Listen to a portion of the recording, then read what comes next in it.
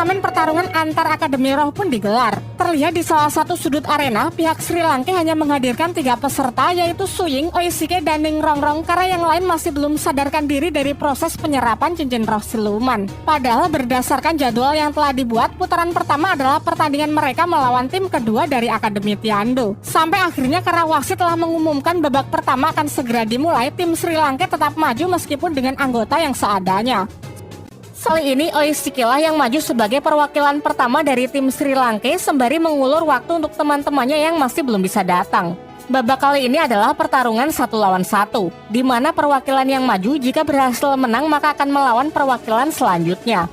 Perwakilan akan dinyatakan kalah jika keluar arena, menyerah, dan tak sadarkan diri. Senjata apapun diperbolehkan dalam pertarungan, namun dilarang membunuh satu sama lain. Hasil akhir ditentukan dengan melihat tim mana yang anggotanya masih tersisa. Dengan kata lain, suatu tim yang telah kehabisan perwakilan untuk maju ke arena akan dinyatakan kalah. Setelah mendapatkan aba-aba dari wasit, pertarungan pun dimulai.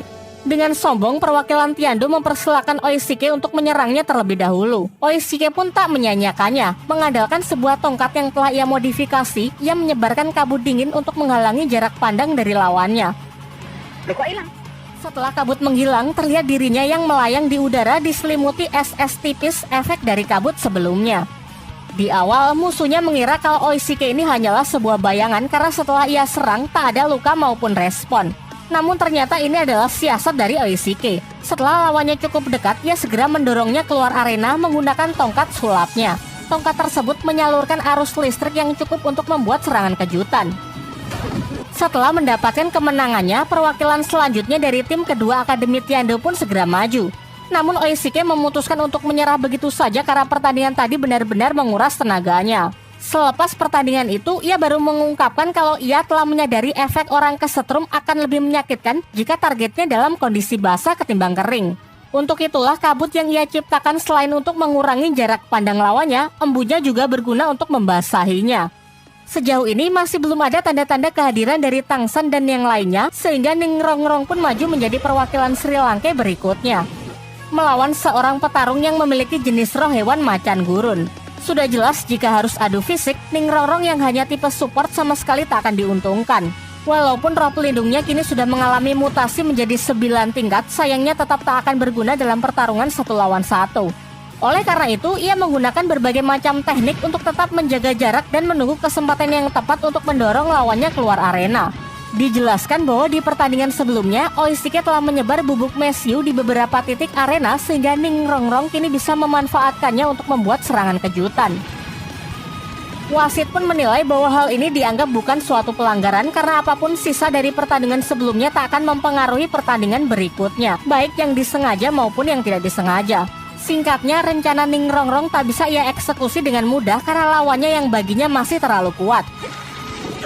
Terdengar dari sudut arena teriakan Oishike menyuruh agar ia menyerah saja.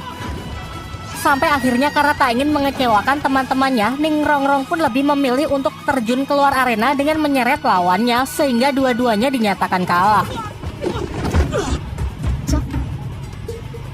Di jajaran para penonton juga terlihat ayah dan kakek Ningrongrong yang menonton pertandingan secara diam-diam cukup puas dengan pertarungan putrinya tersebut. Selain itu, si Kyu bersama si Tian, orang yang kemarin menghipnotis Tangsan di Akademi Changhui, juga terlihat menghiasi jajaran penonton yang nampak sedang merencanakan sesuatu yang jahat. Kita kembali fokus ke pertandingan. Suying maju sebagai perwakilan terakhir dari Sri Lanka karena Tangsan dan yang lainnya tak kunjung muncul. Di sini ia melawan perwakilan tim kedua Akademi Tiando, seorang wanita yang diketahui adalah tipe support. Hanya dengan sekali serangan, Suying dapat melumpuhkannya, membuat lawannya tak sadarkan diri sehingga dinyatakan kalah. Langsung ke perwakilan berikutnya, seorang pria besar dengan kekuatan roh pelindung pengendali tanah. Dengan menggunakan puluhan batu yang mengelilingi dirinya, ia memanfaatkannya untuk memperkuat pertahanan sekaligus melancarkan serangan. Namun terlihat gerakan Suying yang lebih lambat dari biasanya. Dan terungkap hal ini karena kemampuan roh pelindung dari lawan wanita sebelumnya yang telah menempelkan sebuah lapisan perisai baja ke tubuh Suying sehingga memberinya beban saat bergerak. Meski sudah menyadari hal itu, ia terlantas menyerah begitu saja walaupun tak berhasil mendaratkan satu serangan pun dan justru terus menerima pukulan batu dari musuhnya. Dan ternyata serangan-serangan yang ia terima adalah bagian dari strateginya demi menghancurkan perisai baja yang dari tadi membebani tubuhnya. Meskipun rencana tersebut juga memberikannya luka yang cukup fatal. Alhasil usahanya tak sia-sia karena dengan ini ia bisa memenangkan pertarungan.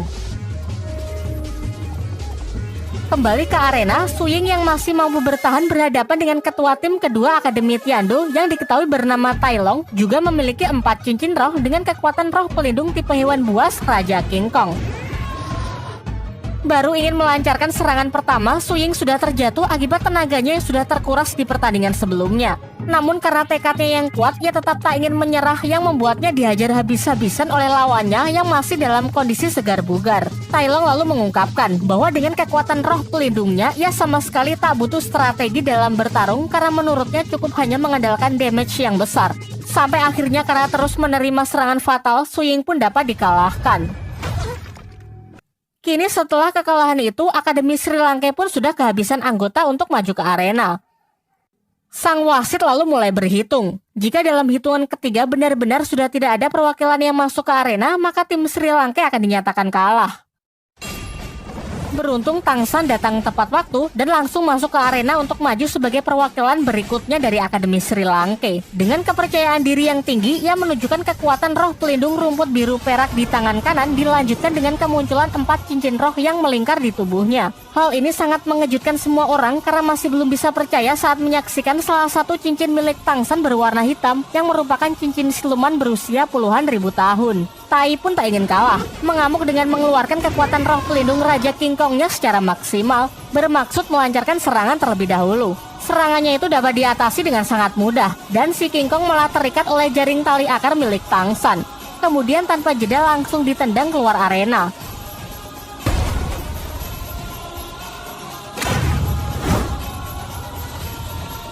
Sehingga sudah jelas Tang San lah yang dinyatakan sebagai pemenang. Setelah Akademi Sri Lanka dinyatakan menang dalam pertandingan hari ini, mereka pun bergegas kembali ke Akademi untuk mempersiapkan diri di babak kedua yang dijadwalkan 2 hari lagi. Tibalah waktunya tim Akademi Sri Lanka kembali maju untuk bertanding. Diperlihatkan skin baru buatan Tang San yang semakin memperjelas kekompakan mereka sebagai sebuah tim yang solid.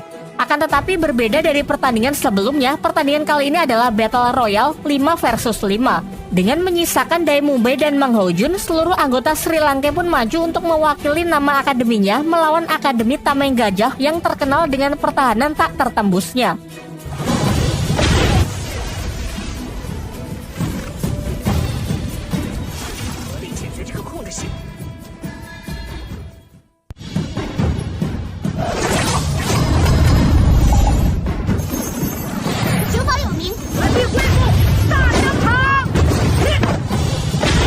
Terlihat lawan mereka semua yang mengenakan baju zirah menutupi seluruh bagian tubuh, menandakan kalau wajah mereka sama sekali tidak penting untuk diingat.